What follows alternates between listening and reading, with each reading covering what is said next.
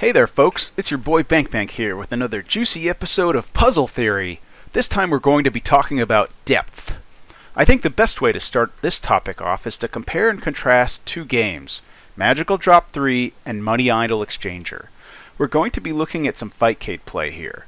So in Magical Drop 3, your objective is to match at least 3 of any color tile.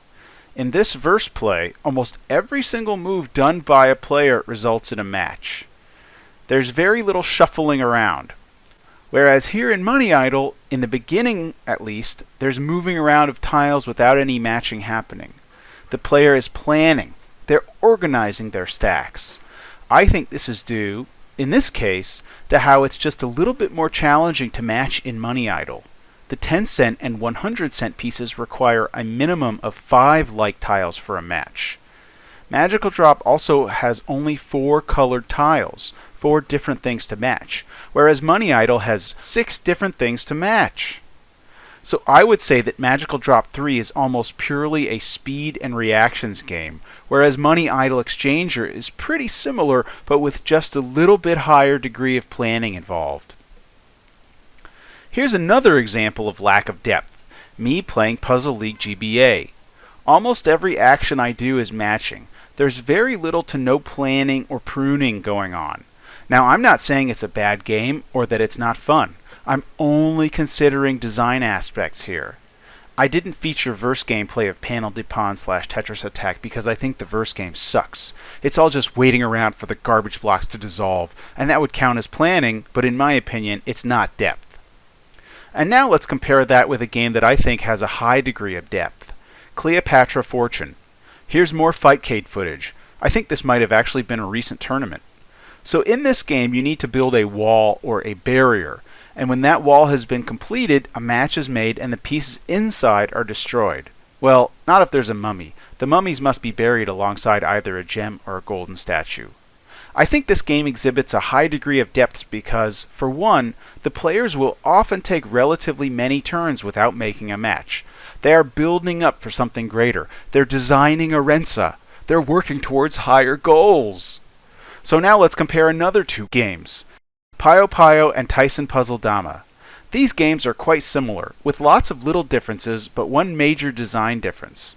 In Puyo Puyo, matches require at least 4 of the same color. In TPD, matches require only at least 3 of the same color.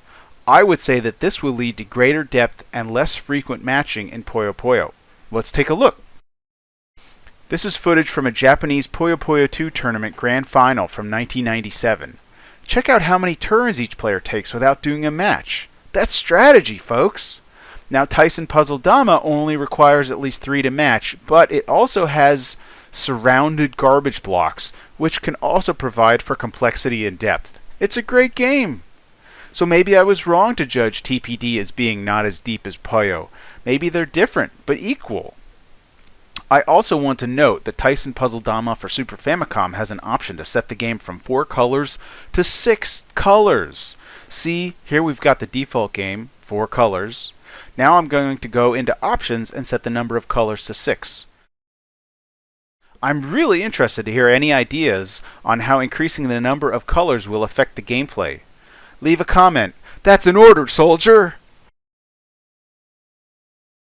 The last game we'll talk about in this episode, and in my opinion an extreme example of planning, is Kuru Rinpa, or in this case Shingata Kuru Rinpa.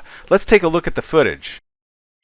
This game seems to be all about the long game. Very infrequent matching, very few pieces actually match with each other. Victory requires setting up a huge chain reaction. So what do you think, folks? I'd love to hear some comments from the audience. Am I off my damn rocker? Oh, and here's a little treat, some bonus content, a sneak preview of a joystick I recently ordered. I can't find a damn 2-button joystick, so I just had to buy one with a Tekken-style 2x2 arrangement. I can get some black rings to go on the top buttons and pretend they aren't there. Thanks for watching!